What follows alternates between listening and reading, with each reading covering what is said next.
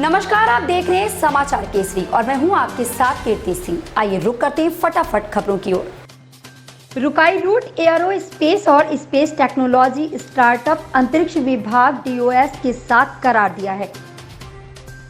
इस समझौते के तहत स्टार्टअप कंपनी विभिन्न इसरो भारतीय अंतरिक्ष अनुसंधान संगठन केंद्रों पर कई परीक्षण और एक्सेस सुविधाएं हासिल कर सकती हैं। इसरो और स्टार्टअप कंपनी के बीच हुए समझौते के तहत अंतरिक्ष अनुसंधान संगठन ने कंपनी को 3D printed semi cryo engine और अन्य प्रणालियों के परीक्षण और योग्यता के लिए विभिन्न इसरो केंद्रों के इस्तेमाल करने की भी अनुमति दी है, जहां कंपनी को कई परीक्षण और एक्सेस सुविधाएं मिलने की संभावना है।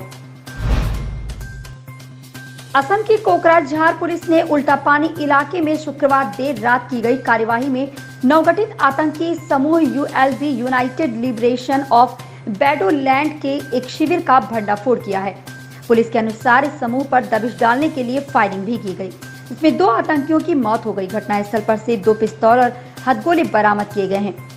असम पुलिस के विशेष DGP एलएंडो GP सिंह ने इसकी जानकारी दी है।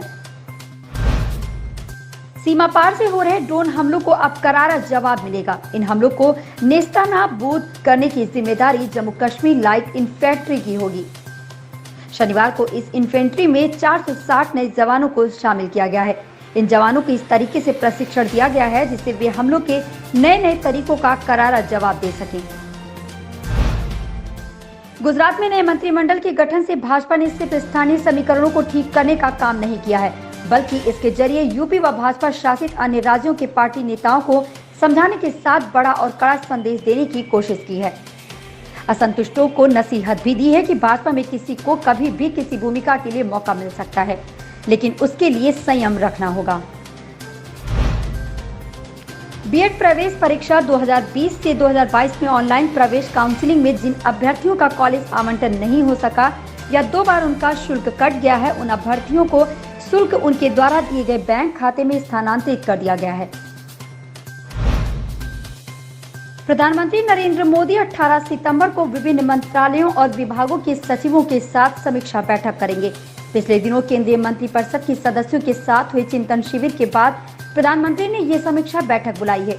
सूत्रों से मिली जानकारी के मुताबिक 18 सितंबर को सचिवों के साथ होने वाली बैठक शाम में होगी। हालांकि बैठक किन मुद्दों पर बुलाई गई है, इस पर अभी तक कोई विस्तृत जानकारी नहीं मिली है, लेकिन कोरोना महामारी की वजह से जीवन यापन में आए बदलाव और चुनौतियों से निपटने के लिए प्रधानमंत्री मोदी मंत्रियों और अधिकारियों के साथ बैठक कर रहे हैं। अर्थव्यवस्था में तेजी लाने और कोरोना की तीसरी लहर की आशंका के मद्देनजर तैयारियों का जायजा लिया जाएगा। उत्तर प्रदेश के मुख्यमंत्री योगी आदित्यनाथ ने गोरखपुर में 2 दिवसीय दौरे पर हैं। उन्होंने दौरे के दूसरे दिन यानी शनिवार को गोरखनाथ मंदिर से कानपुर और आगरा मेट्रो की प्रथम प्रोटोटाइप ट्रेन का वर्चुअल अनावरण किया। इस दौरान सीएम योगी ने कहा कि देश की सबसे बड़ी आबादी वाले राज्य उत्तर प्रदेश के 4 शहरों लखनऊ, गाजियाबाद, नोएडा और ग्रेटर नोएडा में मेट्रो रेल का सफल संचालन किया जा रहा है। प्रधानमंत्री नरेंद्र मोदी के जन्मदिन पर शुक्रवार को हुए रिकॉर्ड टीकाकरण में कर्नाटक, बिहार, यूपी और मध्य प्रदेश का लगभग आधा योगदान रहा है। सबसे ज्यादा 29.38 लाख लोगों से ज्यादा टीके बिहार में लगाए गए। केंद्रीय स्वास्थ्य मंत्रालय के मुताबिक बिहार के बाद कर्नाटक में रिकॉर्ड 28.90 लाख से अधिक लोगों ने वैक्सीन ली। यूपी बोर्ड की 10वीं और 12वीं की इम्प्रूवमेंट परीक्षाएं आज से शुरू हो रही हैं। जिले में 9 परीक्षा केंद्र बनाए गए हैं, जहां शुक्रवार 23 शाम तक तैयारियां चलती रही। कहीं डेस्क स्लिप लगाए जा रहे थे तो कहीं बारिश की वजह से निदेशालय में बने कंट्रोल रूम से कटे केंद्रों की गड़बड़ियां दूर की जा रही थीं।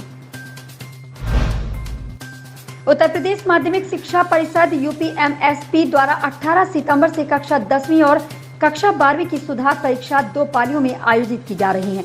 पहली पाली सुबह 8 बजे से 10:15 तक और दूसरी पाली दोपहर 2 बजे से शाम 4:15 तक होगी, यानी परीक्षा की अवधि 2 घंटे की होगी।